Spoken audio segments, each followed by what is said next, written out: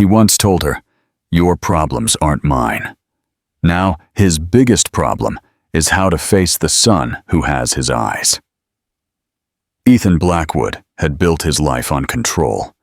Every deal, every conversation, every relationship was carefully measured, and he never allowed himself to be caught off guard. In the glittering tower that bore his company's name, he reigned like a king, his dark hair perfectly styled, his blue eyes as cold as the glass walls around him. For years, he had believed that nothing could shake him, that no emotion could make him falter. He had worked too hard to reach the top, too long to let anyone or anything jeopardize what he had created. But all of his certainty cracked the night Sophia stood in his office, her brown eyes wide with fear and determination, as she told him the truth he had never expected to hear. She was pregnant, and the child was his. For a moment, the world tilted. The hum of the city outside faded. The ticking of the clock on the wall seemed louder, and the weight of her words pressed into him like stone. He could see her trembling, could hear the vulnerability in her voice, and he knew she was waiting for reassurance, for him to step forward and take her hand, to say that everything would be all right. Instead, the icy part of him that had been trained by years of ambition rose to the surface. He thought of the board members who whispered about weakness, of investors who demanded stability, of rivals who would seize on any hint of scandal. He imagined headlines, rumors, speculation that would reduce him from a titan to a man undone by personal failure. His chest tightened, and he turned away from her, his hands clenching into fists at his sides. When he finally spoke, his voice was flat, stripped of emotion, designed to wound so that she would never hope again. "Your problems aren't mine." The words fell into the room like shards of glass, sharp and impossible to take back. Sophia's lips parted as though she had been struck, her breath catching in her throat. She had expected fear, yes, but not this calculated cruelty.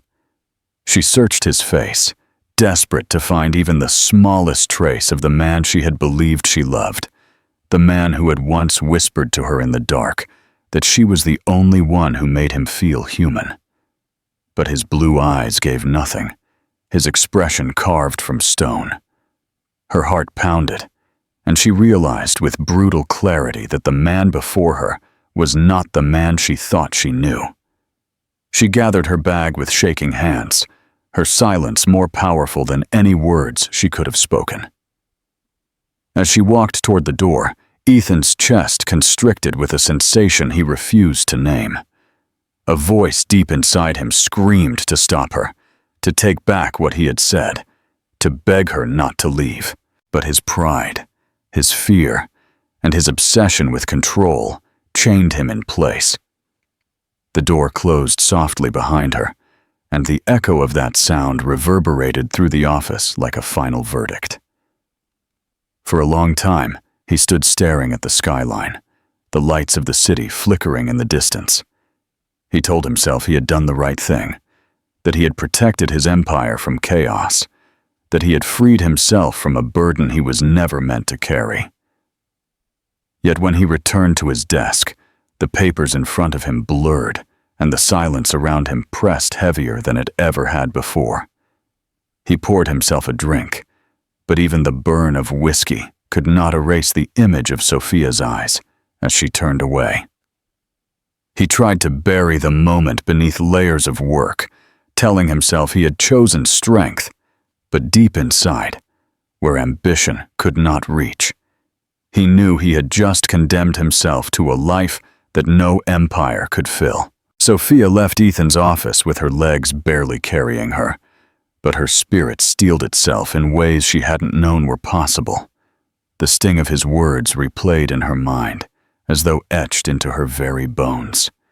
"Your problems aren't mine." It wasn't just rejection. It was abandonment in its purest form, a stripping away of the illusions she had clung to, about love and partnership. By the time the elevator doors closed behind her, tears burned in her eyes, but she refused to let them fall until she was out on the street, swallowed by the noise of the city. The world went on as if nothing had happened, cars honking and lights flashing, while her own world collapsed. She pressed a hand against her stomach, whispering to the life inside her that she would never let him feel unwanted, that she would never repeat Ethan's cruelty. The months that followed tested every ounce of her strength. She moved out of the apartment they had once shared, taking what little savings she had and relocating to a modest neighborhood far from the glass towers of his empire. She picked up extra shifts as a receptionist during the day and cleaned offices at night, her body aching from exhaustion, yet fueled by the determination to survive. At doctor's appointments, when she first heard the tiny heartbeat flutter through the speakers, her resolve only grew firmer. This child would be her reason to fight, her anchor in the storm. Even when morning sickness left her doubled over or bills piled up on the counter, she reminded herself of the promise she had made that night, that her baby would always know love. When Leo was born, the weight of him in her arms changed everything.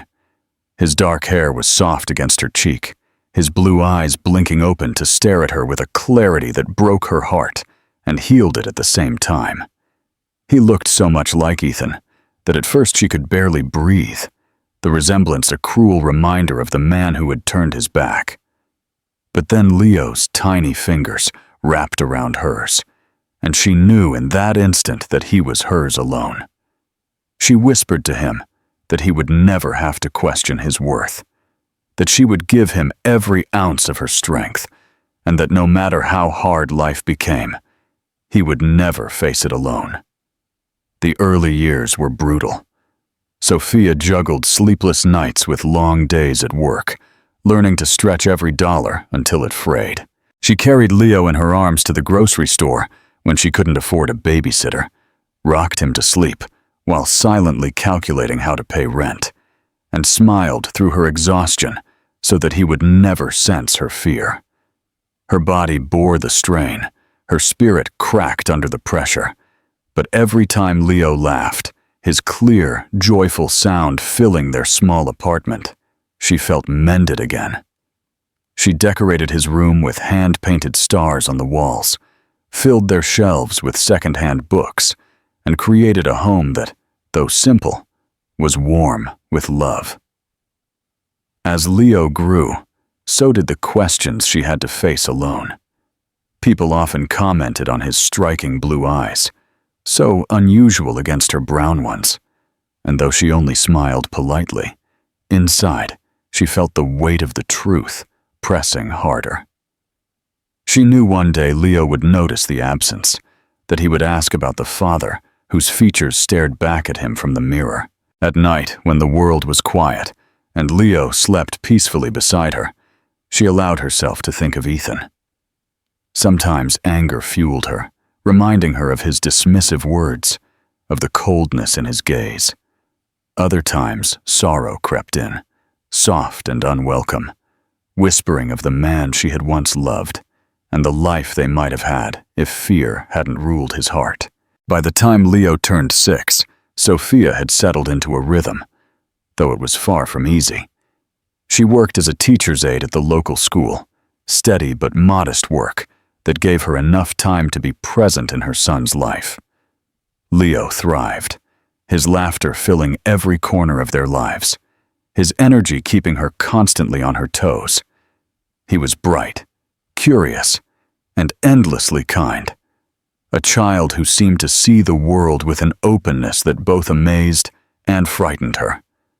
Every time she looked into his blue eyes, she saw Ethan, and though it pained her, she also saw the possibility of redemption, not for Ethan, but for herself, for the life she had built despite his absence. Sophia believed the past was behind her, locked away in a corner of memory she never needed to revisit. She had convinced herself that Ethan Blackwood was a closed chapter, a name she would only recall in bitterness. Yet deep down, she knew life had a way of circling back, of confronting us with the very things we tried hardest to forget. What she could not know as she tucked Leo into bed on the eve of another ordinary day was that the empire Ethan had built would soon collide with the quiet world she had created, and the boy with the blue eyes would become the bridge between the man she had left behind and the future she could no longer escape. Ethan Blackwood sat at the head of a mahogany table that stretched the length of the boardroom, his posture rigid, his expression carved from stone. Around him, executives droned on about market projections, quarterly gains, and expansion strategies, but their words barely reached him. He nodded when expected, signed documents placed before him, and issued orders with the same efficiency that had made him a titan in the corporate world. To anyone watching, he was untouchable, the perfect image of a man in complete command of his empire. Yet inside, a silence pressed on him heavier than any financial burden. He had everything he had once dreamed of: power, wealth, recognition, and none of it filled the cavern that had grown inside him since that night with Sophia. In the years following her departure, he had thrown himself deeper into work, as though success could drown out regret. He closed deals worth billions, conquered competitors, and secured a legacy that would etch his name into business history. He dated models and socialites, surrounded himself with people who praised him, and lived in penthouses where the city glittered at his feet. Still, when the lights dimmed and the parties ended, he returned to empty rooms filled with silence. The world saw a man who had it all, but in his reflection, he saw only the echo of the choice he had made, the memory of Sophia's face as she walked away, and the words he had hurled at her like a weapon. Ethan often told himself that he had been right, that he wasn't ready, that fatherhood would have been a chain dragging him down. But as the years stretched on, those excuses lost their power. Sometimes he found himself imagining the child that might have been. He pictured small hands gripping his, imagined laughter filling the sterile halls of his penthouse, wondered if the boy or girl would share his blue eyes or Sophia's smile. These thoughts came unbidden, usually in the stillness of night, when he could no longer hide behind work. He would push them away with another glass of scotch, but they always returned, sharper each time, until they began to feel less like fleeting thoughts and more like accusations. One evening, while scanning a financial report, his gaze caught on a headline in the newspaper left on the table. It was about a local school fundraiser supported by one of his company's philanthropic programs. The article featured a picture of children lined up in front of a banner, their smiles wide and innocent. His eyes drifted over the image until they stopped on a boy in the center. Something inside him jolted, as though the ground had shifted beneath him. The boy had dark hair, tousled and unruly, and eyes so blue they seemed to pierce through the page. For a moment, Ethan couldn't breathe. The resemblance was undeniable, not just in the features but in the expression. The way the boy's chin tilted slightly upward, as though he already carried a quiet defiance. The paper slipped from his hands, his composure cracking in the privacy of his office. He tried to dismiss it, to tell himself it was coincidence that children often carried familiar features, but the image clung to him, haunting him long after he folded the paper and tucked it away. He thought of Sophia again, more vividly than he had in years. He imagined her in some quiet town, raising a child alone, her brown eyes hardened by the struggle he had forced upon her. The idea unsettled him more than any hostile takeover ever had. That night, Ethan walked through his penthouse with its endless windows and polished floors, and for the first time, he hated it. The silence was unbearable. He poured himself drink after drink, Yet each swallow only sharpened the truth that he had run from for too long. If that boy was his, if Sophia had carried through with the pregnancy after all, then there was a piece of him out there, living a life without knowing who he was. The thought consumed him, and he realized that all his wealth, all his victories, meant nothing compared to the possibility of a son he had denied. Sleep eluded him, his mind circling relentlessly around the image of the boy in the newspaper. He thought of the words he had spoken to Sophia, how final they had sounded, and how wrong they had been. He had believed he could separate himself from her problems, from responsibility, but what he had done was sever himself from his own flesh and blood. For the first time in years, he felt powerless, and the weight of that helplessness threatened to crush him. He told himself he had to know, that he had to see the truth with his own eyes, no matter what it revealed. And beneath that resolve was a fear he could not yet name, the fear of facing the consequences of his choice, not in Sophia's fury, but in the innocent gaze of a child who might look at him one day and ask the one question he could never answer. Where were you? The following week, Ethan found himself standing in front of an elementary school he had never been to before, his sleek black car out of place among the modest vehicles parked along the curb. He told himself it was curiosity, that he only wanted to confirm what his instincts already screamed. But the truth went much deeper.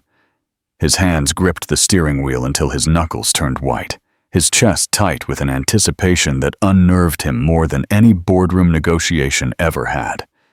He had built a life on preparation, on never being surprised, but nothing could have prepared him for the possibility that behind those school doors was the living embodiment of his greatest failure. The school bell rang, and children began spilling out, their backpacks bouncing, their laughter filling the air. Ethan's eyes scanned them feverishly, his heart pounding harder with each passing second. Then he saw him. The boy emerged among the crowd, his dark hair catching the sunlight, his blue eyes wide with excitement as he waved to someone ahead. Ethan's breath caught in his throat. There was no denying it. This was no coincidence, no trick of the imagination. The boy looked exactly as Ethan had imagined on those sleepless nights, his own reflection made young, carrying Sophia's softness, but unmistakably his son. Sophia appeared moments later, weaving through the parents until she reached him. She wore simple clothes, her brown hair tied back, her posture firm yet graceful.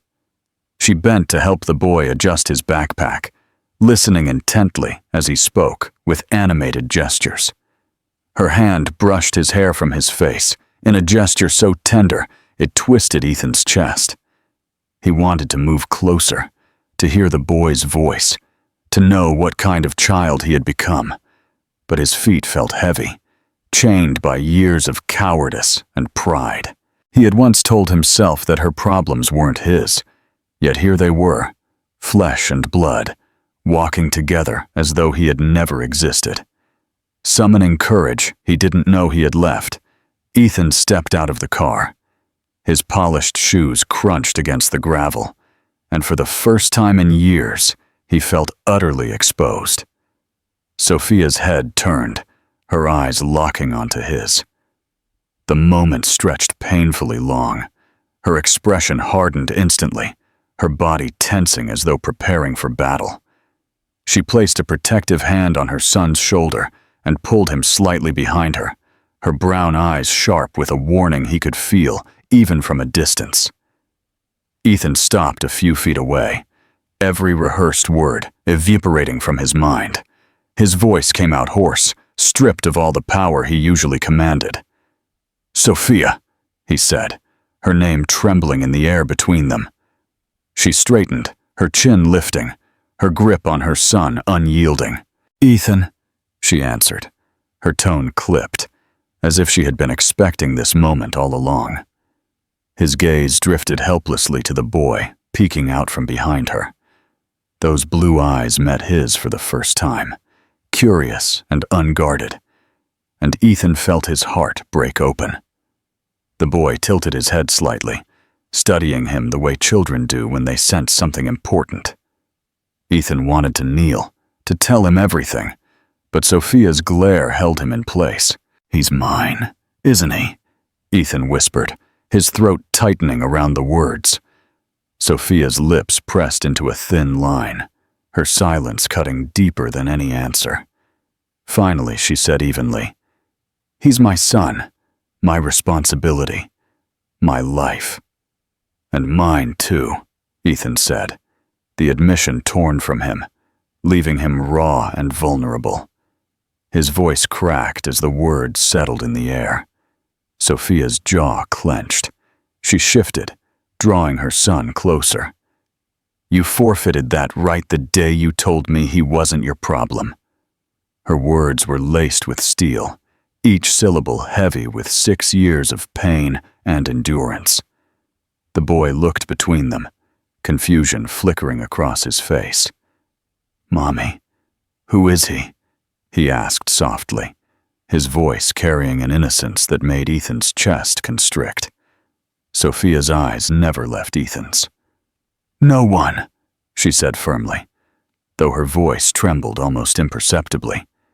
"Just someone passing by." Ethan felt the words like a dagger, because for all his power, for all his accomplishments, that was what he had become.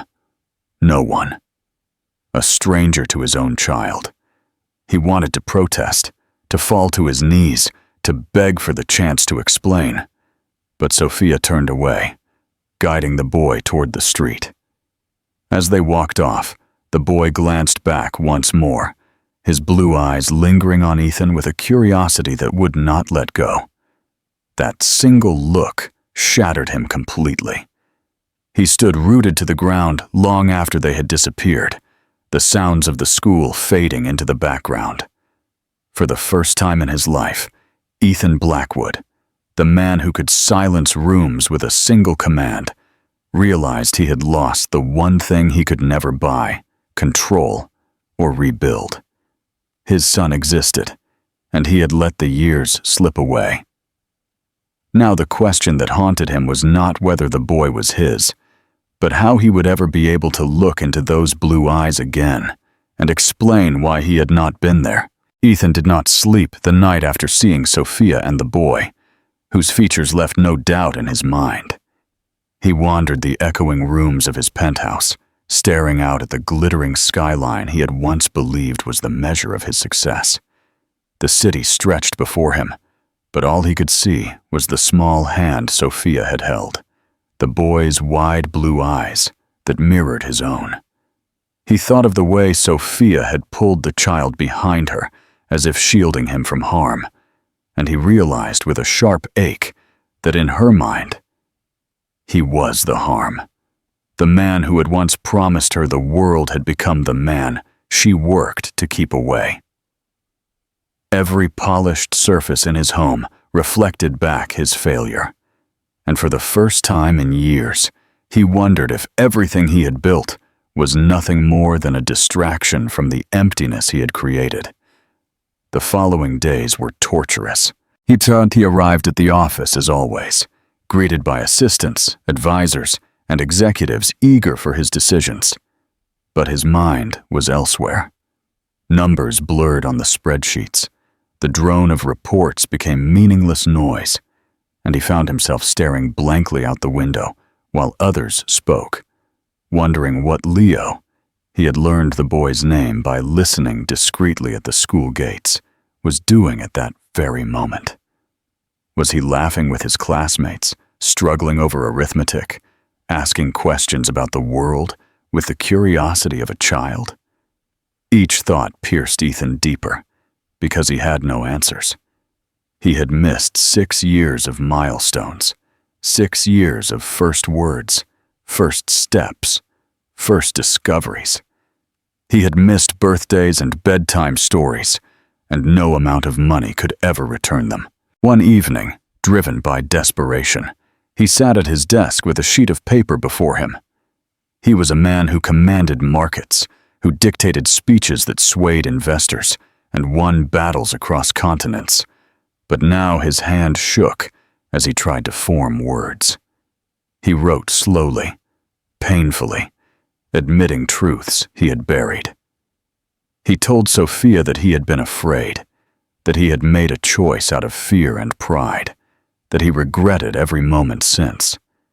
He wrote that he didn't expect forgiveness, that he didn't deserve it, but that he wanted the chance to know his son, to give him what he had once denied.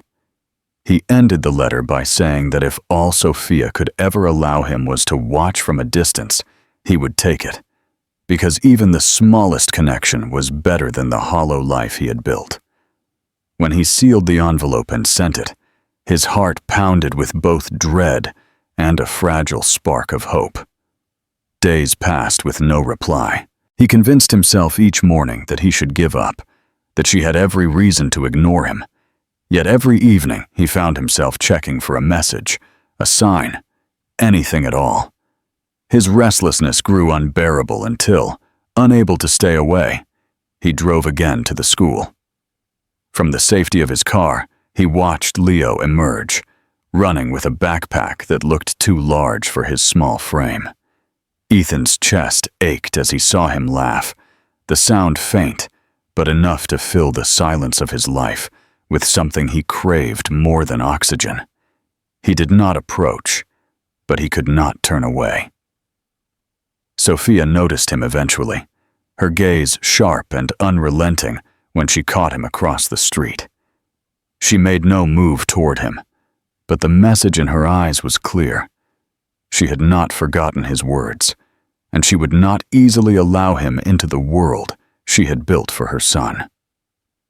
Still, Ethan returned, again and again, careful not to intrude, but desperate for glimpses of the life that should have been his. He stood in the shadows as Leo played soccer, his small legs carrying him across the field with determination, and he felt pride swelling in him despite the pain. One afternoon, fate forced his hand.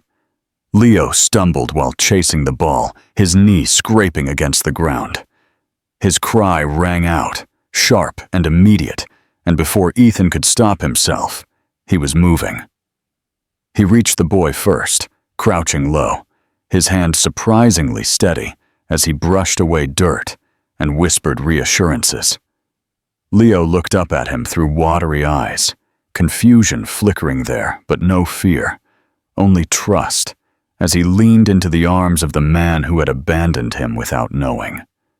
For a moment, Ethan felt whole, the weight of regret eclipsed by the warmth of his son's small body against his. Then Sophia's voice cut through, taut with alarm. She rushed forward, pulling Leo back, her eyes blazing. "Don't touch him!" she snapped, her voice trembling with fury. Ethan rose slowly, his hands lifting in surrender. But his heart broke as Leo clung for a second longer before allowing himself to be pulled away. The boy glanced back, his expression curious, as though he sensed something important in the stranger's presence. That night, Ethan sat alone, the sound of Leo's cry still echoing in his ears. He realized then that this was no longer about redemption for himself. It was about the boy, about the chance to give him what he deserved. He had once told Sophia her problems were not his, but now the truth was undeniable. Leo was his, and facing the consequences of that truth would be the hardest battle he had ever fought.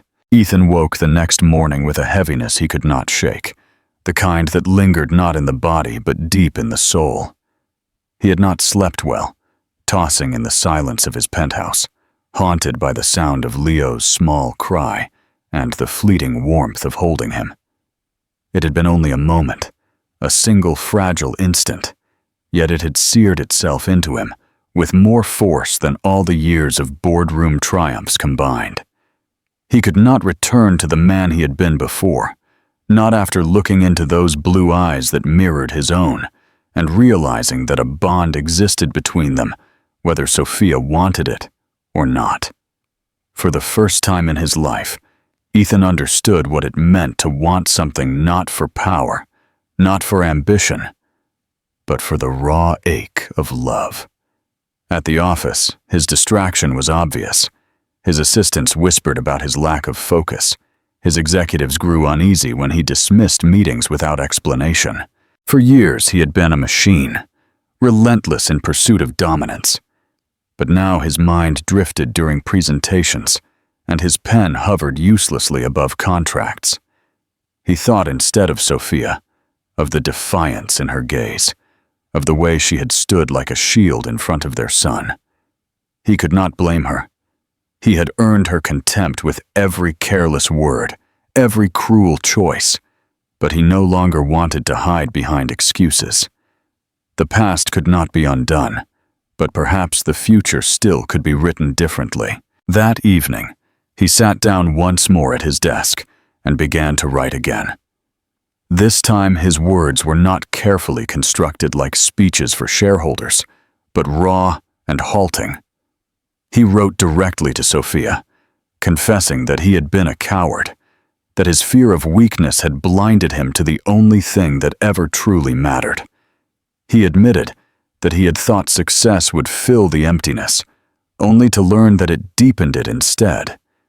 He told her he did not expect forgiveness, and he did not seek to claim anything from her or from Leo, only the chance to stand before his son honestly and show him that he existed. When the letter was finished, he read it again and again, each line cutting through him, before finally folding it and sending it with no certainty she would ever open it. Sophia did open it. Late that night, after Leo had fallen asleep with his small body curled beneath the blankets, she sat at the kitchen table with the letter in her hands. Her eyes moved over the words, her heart tightening with each sentence. She had waited years to hear him admit fault, to see some evidence that the man she had once loved had not been entirely consumed by ambition. And now, here it was, in trembling handwriting. Part of her wanted to believe it, to cling to the possibility that he had changed, but another part whispered caution. She had raised Leo alone, endured nights of illness without help, celebrated birthdays with an empty chair beside her, and now Ethan's remorse felt both too late and too dangerous. She folded the letter carefully and placed it in a drawer, unable to throw it away, yet unwilling to let it absolve him. Days stretched on with no further contact. Ethan continued to appear at the school, always from a distance, his tall figure a shadow against the background. He never intruded, but his presence was unmistakable. Sophia tried to ignore him, tried to focus on her son, but Leo noticed. Children always notice. One afternoon he asked, his voice quiet but insistent, why the man with the blue eyes always seemed to be nearby. Sophia's throat closed, her heart racing as she tried to answer without revealing too much. She told him the man was someone from her past, someone who did not matter. But Leo tilted his head in a way that reminded her of Ethan, and asked if that was really true. She could not answer. It was not long before fate forced another collision. At a school event held in the auditorium, parents filled the rows while children performed songs and recited lines. Sophia sat near the front, her heart swelling with pride as Leo stepped onto the stage, his small voice carrying clear and strong.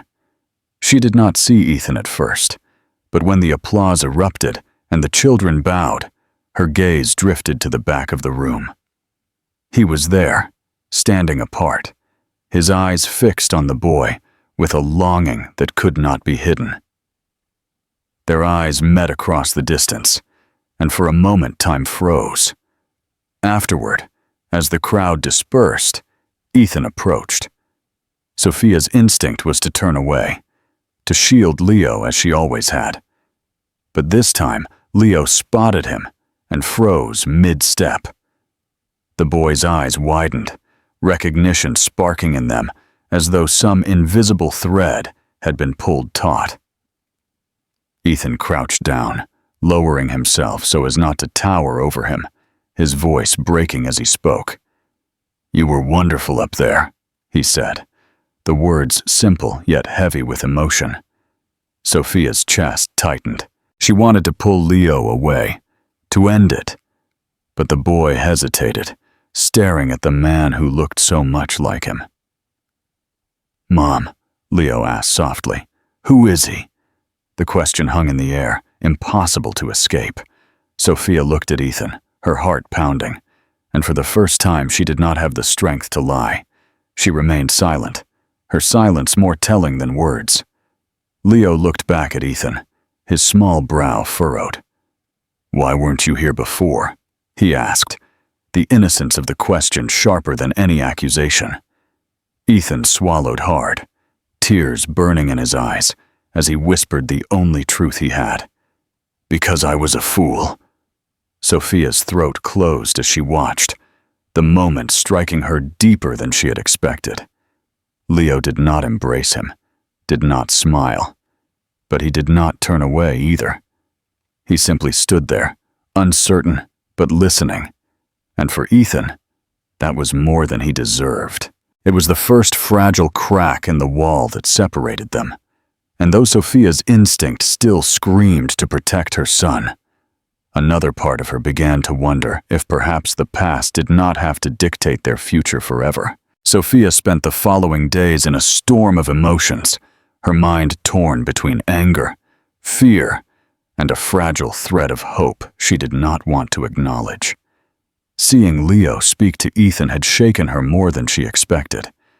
For years, she had built a wall around her son, convinced that the safest way to protect him was to keep Ethan on the outside, a shadow that could never step into the light of their lives.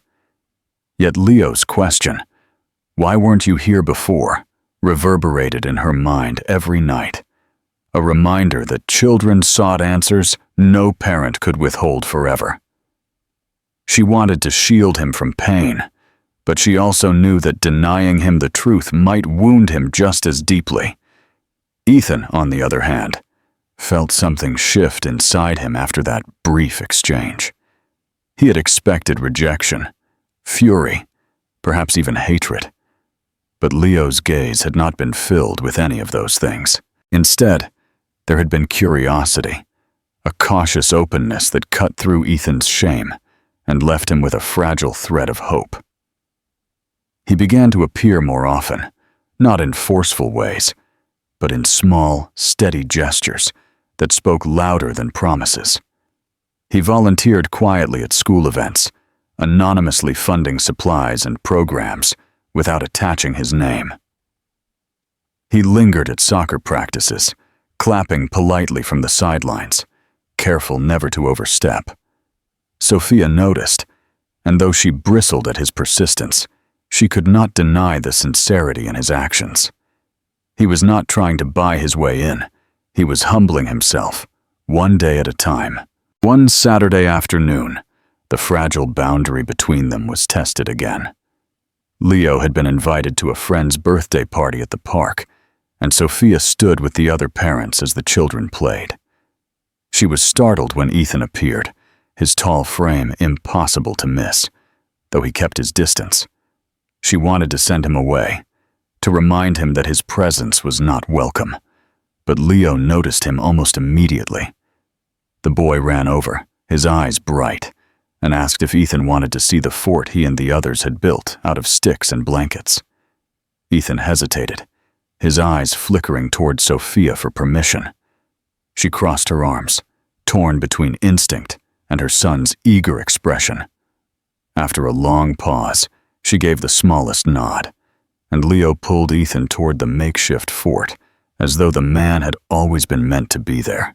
For the next hour, Sophia watched in silence as Ethan crouched among the children, listening intently to their stories, praising their construction with genuine enthusiasm. Leo glowed with pride, introducing him as if he were a secret treasure he had just discovered. It was a sight Sophia never thought she would witness. The man who had once dismissed them now sitting cross-legged in the grass, his designer shirt streaked with dirt, laughing as though nothing else in the world mattered. Something in her chest loosened, though she tried to resist it. That evening, after the party, Leo asked if Ethan could walk them home. Sophia hesitated, but the boy's hopeful eyes made it impossible to say no. They walked together through quiet streets, Leo chattering between them about the games he had played. For a moment, they looked almost like a family, though Sophia kept a cautious distance. When they reached her apartment building, Leo ran ahead to race up the steps, leaving her alone with Ethan in the fading light. He turned to her, his voice low and stripped of its usual confidence. "I know I don't deserve this. I know I don't deserve either of you. But thank you for letting me stay today. It meant more than I can say." His eyes searched hers, not demanding, not pleading, but offering the rawest truth she had ever seen in him. Sophia studied him for a long moment, torn between the memories of her heartbreak and the undeniable evidence of his change. "You broke something that can't be fixed overnight," she said softly. "I will never forget what you did, but I can see you're trying, and Leo, he deserves to decide what place you have in his life." Her words shook as she spoke them, but they were honest. For Ethan, they were more than a reprieve. They were a lifeline. That night he returned to his penthouse and, for the first time in years, it did not feel entirely empty. He carried with him the sound of Leo's laughter, the memory of Sophia's hesitant words, and the fragile hope that perhaps one day the silence of his home would be filled with more than regrets. Sophia lay awake in her own bed, listening to Leo's steady breathing from the next room. She thought of Ethan crouched in the grass, laughing without inhibition, and felt the first crack in the armor she had worn for so long. She hated that part of her still remembered the man she once loved, the man who had made her feel alive before he had shattered her. Yet as she drifted into uneasy sleep, she admitted what she had refused for years. People could change, and sometimes, against all odds, they did. The winter melted into spring, and with it the sharp edges of Sophia's anger softened in ways she hadn't expected. She never made it easy for Ethan, and she refused to let her guard fall completely. But she could no longer ignore what was happening.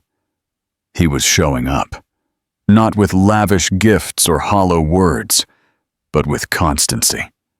He was there on rainy mornings when Leo dragged his feet to school, holding an umbrella above the boy's head, as though it were the most important job in the world. He was there on weekends, kneeling in the grass to tie shoelaces or cheer at soccer games, his voice carrying above the crowd with genuine pride.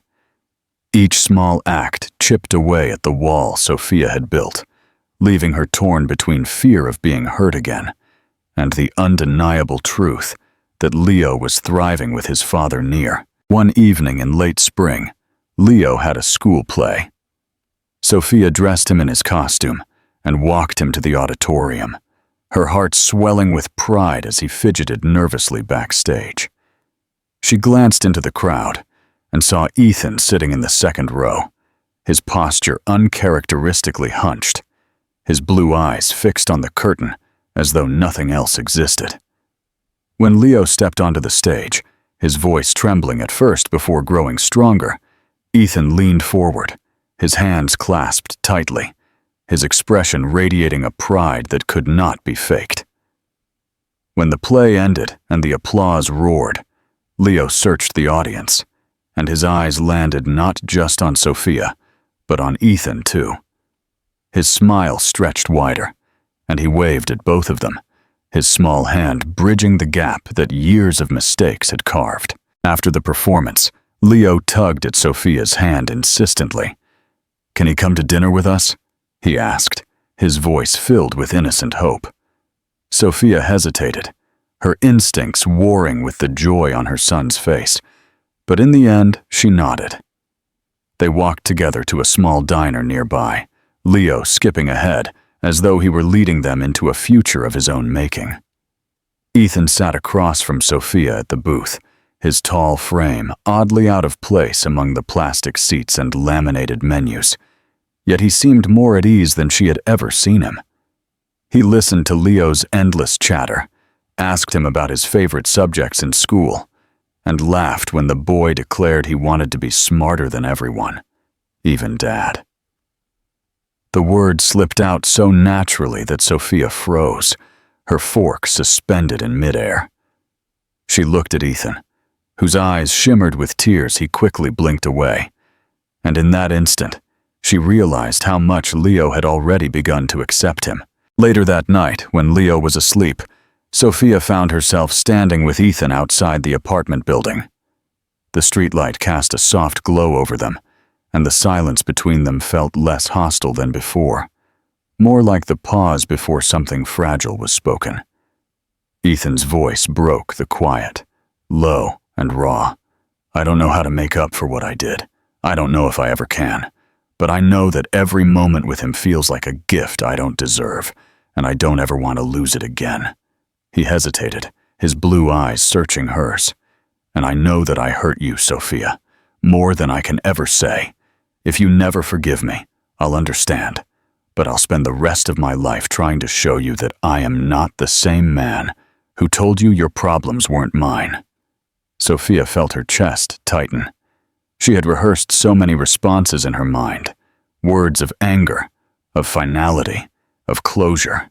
But standing there in the quiet night, she saw the sincerity in his face, the way his shoulders sagged under the weight of his own guilt, and she could not bring herself to shut him out completely. "I don't trust easily anymore," she admitted, her voice soft but steady. "You broke that once. It will take time, and it may never be what it was, but Leo needs you, and maybe I need to see if you really can change." The months that followed did not erase the past, but they began to weave a new future. Ethan became a fixture in Leo's life, not as a distant benefactor, but as a present father. He learned the rhythm of bedtime stories, the patience of math homework, the joy of weekend breakfasts filled with spilled syrup and sticky fingers. He discovered that being a father was not about grand gestures, but about showing up in the smallest, most ordinary moments. And Sophia, though cautious, found herself laughing again, sharing glances with him across the table that reminded her of the love she had once buried.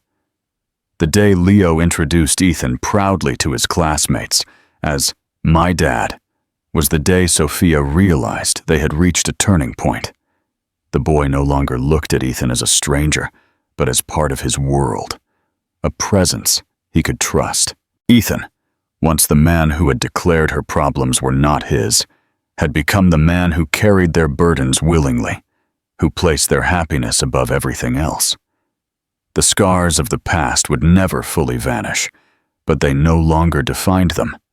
Instead, they served as reminders of how far they had come, of the mistakes that nearly destroyed them, and the strength it took to build again. For Sophia, the journey was still tender and uncertain, but for the first time she allowed herself to imagine a future where love did not come with betrayal, where Leo grew up surrounded not by absence, but by presence.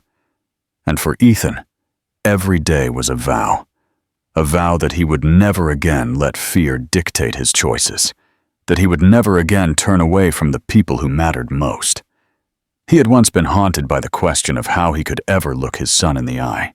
Now, as Leo's hand slipped easily into his, and Sophia's hesitant smile warmed the silence between them, he realized he no longer needed to ask. He could look his son in the eye because he had finally chosen to be the man he should have been all along.